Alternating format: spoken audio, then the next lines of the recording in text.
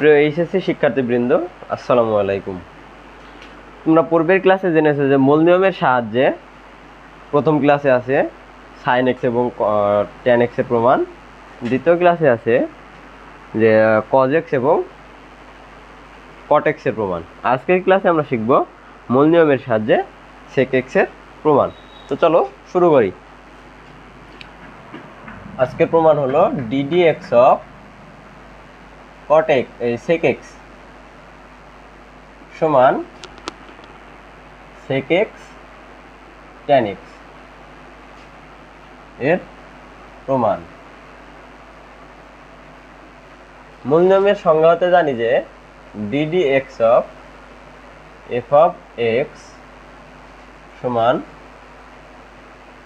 F of x plus h minus f of x divided by h. মনে করি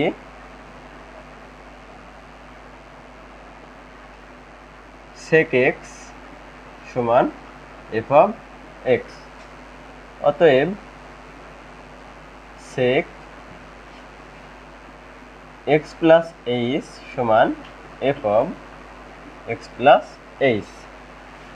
অতএব d d x of sec x সমান limit h tends to 0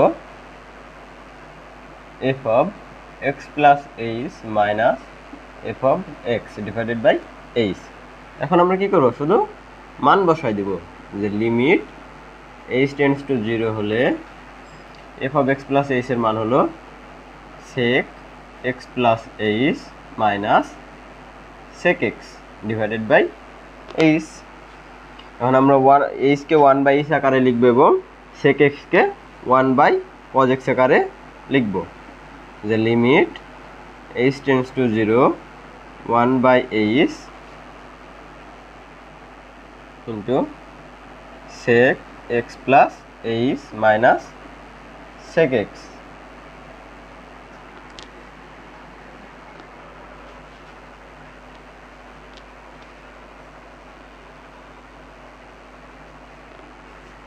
সমান limit h tends to 0 1/h into sec এক্সকে ভাঙলে হয় 1/cos x plus h minus 1/cos x।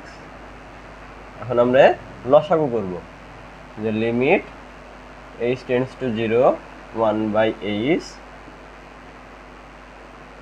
cos x plus h minus into cos x। তাহলে এখানে কি cos x কাটা যায়, তাহলে থাকে কি cos x plus h কাটা গেলে থাকে cos x minus cos x কাটা গেলে থাকে cos x plus h cos x plus h। এখন উপরেরটা কি যে cos c minus cos d এর সূত্র, যে cos c আর cos d সমান সমান limit h tends to 0 1/h cos c minus cos d সমান 2 sin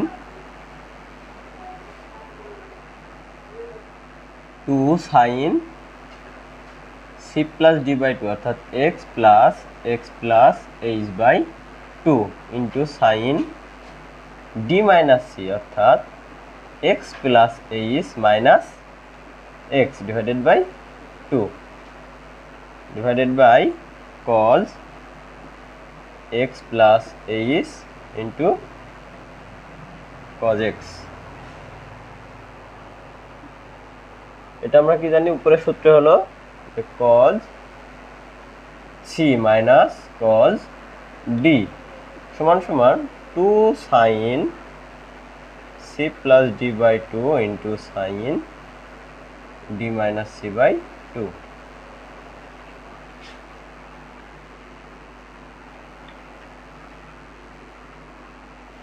সমান limit h tends to 0 1/h উপরে থাকবে হলো 2 sin 2x plus h by 2 into sin plus x minus x কাটা, তাহলে থাকে sine h by two divided by cos x plus h into cos x.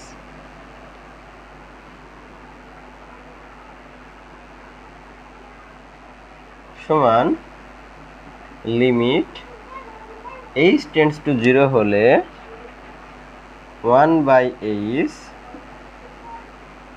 2 sin x plus h by 2 into sin h by 2 divided by cos x plus h into cos x।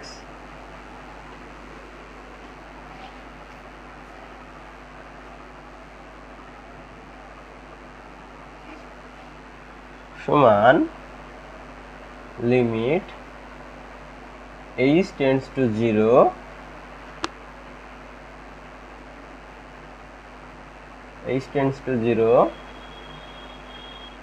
sin x plus h by 2 divided by cos x plus h into cos x। এখন h tends to 0 হলে limit h by 2 tends to 0 হবে, আর উপরে আছে কত 2, তাহলে 2 গুণ sin h by 2 sin h by 2 divided by এখানে আছে h, তাহলে আমরা লিখব h by 2, অতিরিক্ত লিখলাম হাফ, এই হাফকে আমরা গুণ করে দেব, তাহলে এই হাফের 2 এবং এখানকার 2 কাটা যায়। আর আমরা জানি যে limit h by 2 tends to 0 হলে sin h by 2 by h by 2 এর মান হলো 1। আর এখানে যদি আমরা h এর মান বসাই দিই তাহলে উপরে থাকবে হলো sin x, কারণ h by 2 শূন্য হয়ে যাবে, তাহলে উপরে থাকবে sin x, আর নিচে h শূন্য হতে থাকলে কি থাকবে হলো cos x into cos x, আর এটার মান আমরা পেলাম 1। এখানে হলো limit h by 2 tends to 0 sin h by 2 divided by h by 2 সমান 1। আমরা পাইলাম যে sin x divided by cos x into cos x। তাহলে এখন আমরা যদি sin x by cos x কে লিখি, যে sin x by cos x into 1 by cos x লিখি, তাহলে আমরা পাই sin x by cos x সমান tan x, R 1 by cos x মানে sec x। এটাকে সাদা লিখলে পাই যে sec x tan x। তাহলে অতএব ddx of sec x সমান sec x tan x, এটা হলো প্রমাণিত। তাহলে আমরা মূল নিয়মের সাহায্যে প্রমাণ করলাম যে ddx of sec x সমান sec x tan x। তো আজকে ছিল এই পর্যন্তই, আল্লাহ হাফেজ।